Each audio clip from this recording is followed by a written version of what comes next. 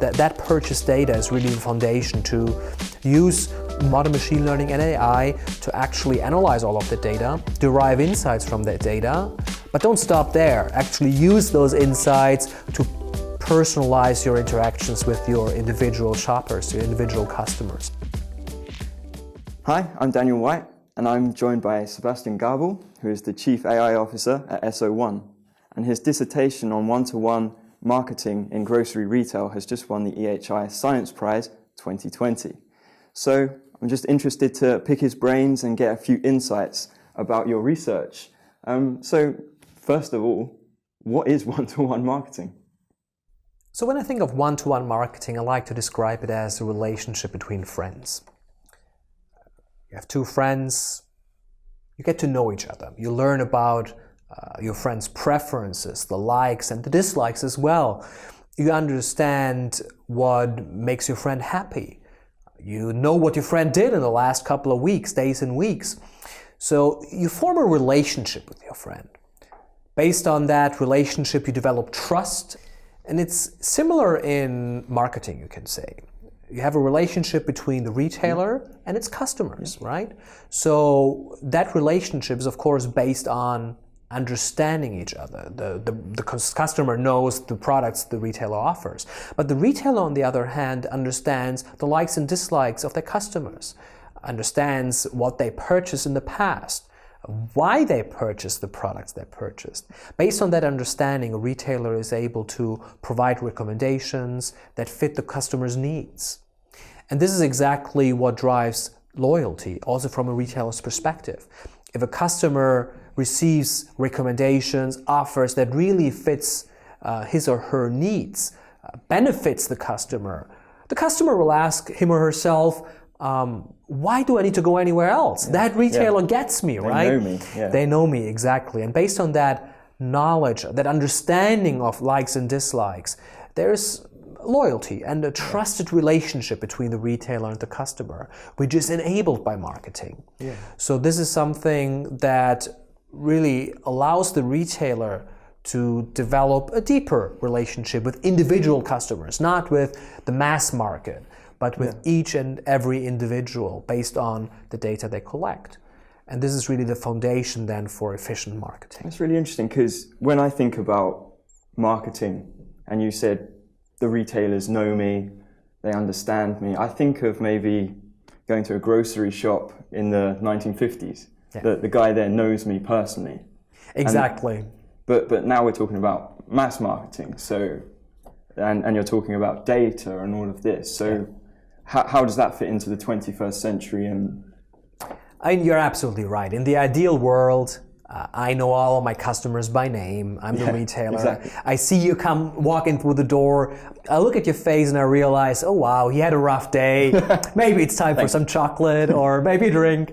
But at the same time, I can't do that for each and every customer. Just given that we talk about mass markets these days, industrialization, it is simply not possible to get to know each and every of your shoppers. I mean, retailers have, like one given store has 5, 10, 20,000 customers visit that store per day. Of course, the checkout personnel is changing all the time.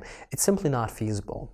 However, at the same time, the amount of data we collect is just increasing day by day. We talk about loyalty card programs that collect massive amount of data on consumer purchases.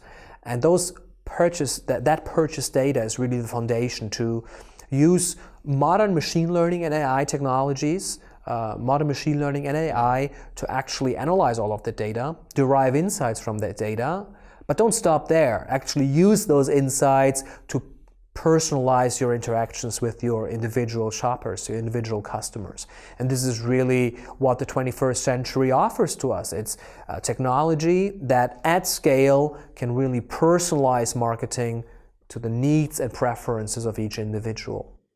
So, if I understand correctly, so you're collecting lots of data and the retailers are able to collect that data using the loyalty cards. So you're able to use that to gather insights, and your dissertation talks about deep machine learning. So how are those algorithms and deep machine learning using that data and giving business insights? Yeah, so the retailers collect the data, that's absolutely right, and then they make this data available to solution providers just like SO1 or to researchers, as me in the case of my dissertation. So that data is massive. We're talking about millions of consumers, millions of customers purchasing from assortments that contain 150,000 products. And those decisions that customers make when purchasing products can be very complex. Just think about the assortments of retailers in grocery retail. Those assortments contain, as I said, 150,000 products from up to 1,000 product categories. Categories such as detergents or chocolates, things like that. Those products are of course not independent of each other. There are very strong and important relationships between those products. Just think about detergents, we just mentioned it. You have two detergents. Those two detergents are usually considered substitutes by customers. They buy one or the other, but not both in the same shopping trip, because you have your detergent as a customer that you prefer. Now, when you do marketing, you don't want to recommend two detergents to a customer because it's an either-or decision. You want to be able to understand that in making your recommendations to avoid wasting opportunity here and also not bombarding the customer with things they don't care about. What you were saying earlier about knowing the customer. Exactly. What does a customer think if they've got two detergents? That's absolutely right. Makes no sense. And then at the same time, products can be complements. Pasta and pasta sauce, hot dog buns and hot dog sausages, for example, right? Or milk and cookies. So recommending one product might actually favor recommending the other product as well, because you can bundle them, possibly even in a bundle promotion. And understanding this can really drive marketing effectiveness and efficiency. And this is what we use deep learning for at SO1. We use deep learning to make sense of all the patterns we see in the data. It would probably take a lot of time to explain all the bells and whistles, all the details of those algorithms, but the key idea is very simple actually. Make sense of products, of product relationships, from that learn about market structures, and at the same time make sense of consumer attributes and consumer preferences. However, all of that information is extracted from the purchase data. We don't use demographics or other variables that describe the products or the consumers. We actually go to the purchase data and then use deep learning to extract all of those patterns from the data and then leverage that in one-to-one marketing. I think that's quite an important point as well. So this technology, it knows who I am, but what about my name and address, that sort of thing? Is that also being recorded? This is not recorded because we found out that using that data in some tests, in addition to those machine learning algorithms applied to the purchase data, did not really add much to the party. And at this point, retailers have the great opportunity to actually make the whole data collection a bit more anonymous, which is a great benefit for the customer at the end of the day. Because you don't need to reveal your shoe size, your favorite color, and your age and your income. All of that is indirectly observed through the purchases that you make. And so you don't need to know details about my person, just my purchasing history. Exactly. So instead of revealing everything about the shopper, the customer, we really analyze the data that the customer produces. And of course, every customer has his or her own shopping DNA, you can say, and from that we extract the relevant insights. But the system as a whole treats customers as numbers, as anonymous individuals. As individuals, that's very important, but in a way anonymous, which is a great benefit when you think about the privacy of customers and shoppers, which is very important to us. Absolutely. And of course also to retailers. Yeah, perfect. Going back to something you were saying earlier, so the whole dissertation is based on deep machine learning, and when we think about artificial intelligence now, many people think of it as a black box.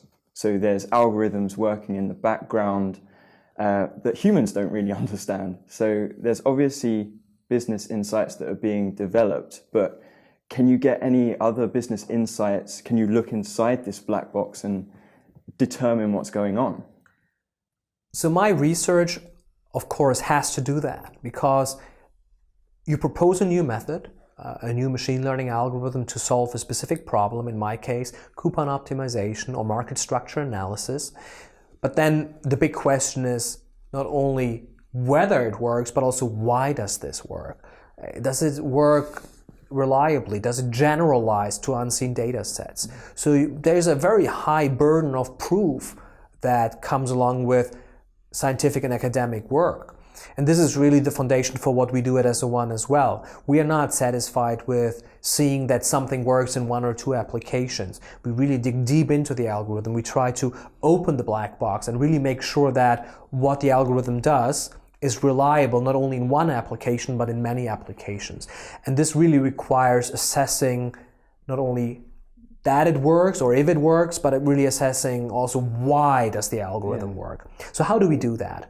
Of course, we take various benchmarks in evaluating our methods, but a key consideration is comparing our approaches to existing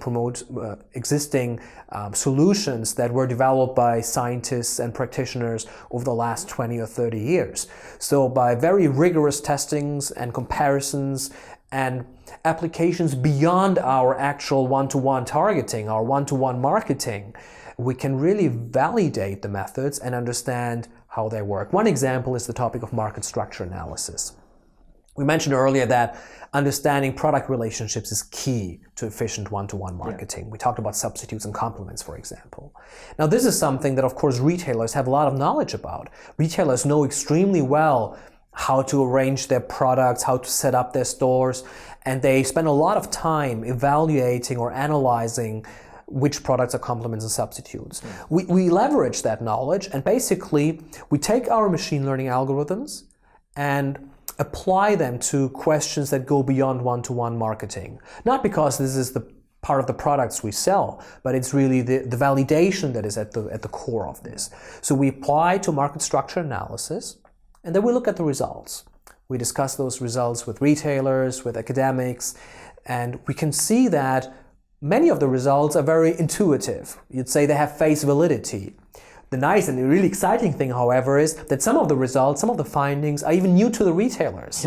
Now, we discussed those new findings, and there were several situations where brands said, oh wow, that perception of the products from the perspective of the consumers makes sense to us. It's not something that we thought about before, but what you say makes sense. It's almost like realistic. It's explaining, so Exactly. Almost the contrary of what I was asking.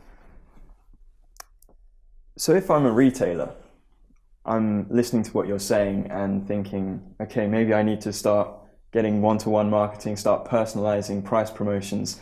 But how do I start? What can I do to achieve this level of personalization? The easiest way to really get to personalization as quickly as possible is certainly to partner with a solution provider. We as a company, SO1, we offer APIs that you can integrate with. And based on that integration, you will have access to personalization very, very quickly. There's an API that you integrate with to deliver your data to us. And then, of course, we do all that AI magic in the background. And the recommendations we come up with are made available to you as a retailer through our APIs again. So you can integrate with that, get personalized content for your customers very quickly, and then you can distribute that through whatever channels you have available as a retailer. That could be email newsletters, could be kiosk systems, could be checkout couponing, of course. So many different channels that you can fill with the content that we provide. But why do I need to buy the solution? Can I not just make it myself? I know my customers better than you do. I have the data. Absolutely. Why can I not do that myself? You have the data, it's a great starting point. What's the recipe for building an AI solution like ours? What are the ingredients of this AI cake that we are going to bake here? It's very simple. Data, definitely. A lot of data. That's the first thing you need. Then you need money, because you need to invest into resources to actually build what you're going to build. Of course, you need to acquire a lot of talented software developers, machine learning researchers, machine learning engineers, data engineers to put everything into a working, scalable pipeline. Time. You probably need 5 to 7 years of development to really build something that reaches the quality standards that we talked about earlier.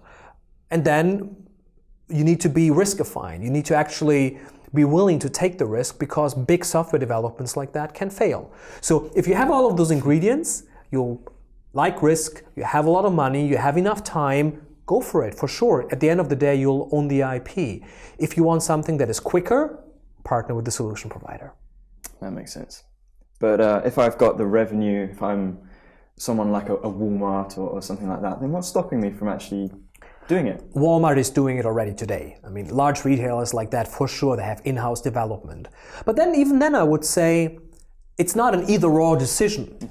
Why not do both? If you have resources like that at your disposal, machine learning always benefits from what we call stacking.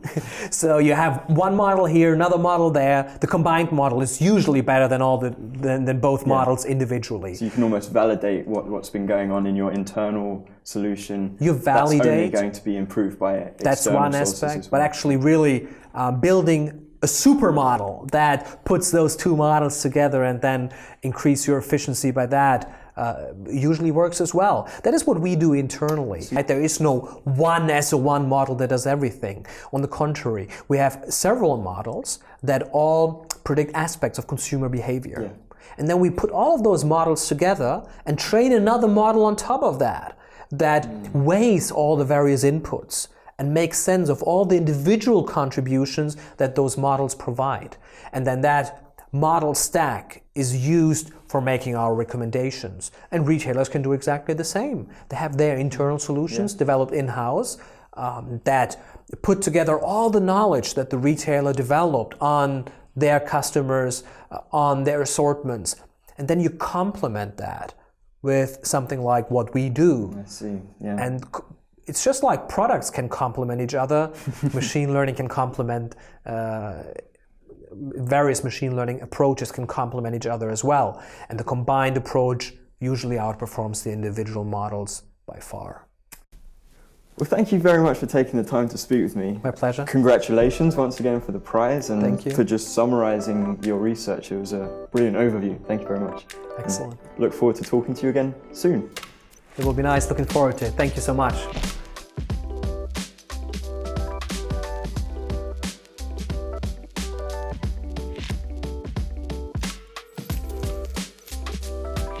So you're saying almost creating like a deep neural network in terms of neural networks? I wouldn't put it like that. Okay, I would then really. we can cut that. Yes, we can cut that.